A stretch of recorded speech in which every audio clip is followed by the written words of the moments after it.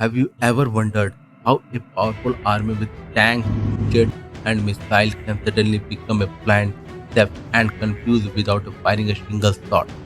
Welcome to the world of electronic warfare. What is the electronic warfare? Electronic warfare or EW means fighting a war using a signal instead of bullets. It targets things like a radar, radio, GPS, satellite, drone, and military communication. Modern army depend on electronic for everything: navigation, targeting, communication, even decision making. If you control the signal, you control the battlefield. There are three main types of electronic warfare. First, electronic attack. This is offensive. It jams enemy radar, block radio communication, and confuse GPS system so missile miss target and drone crash.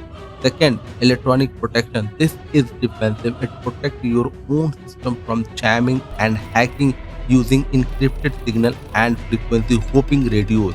Third, electronic support.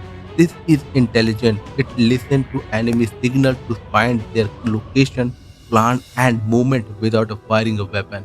Why electronic warfare is so important? In modern war, whoever controls the electromagnetic spectrum wins first.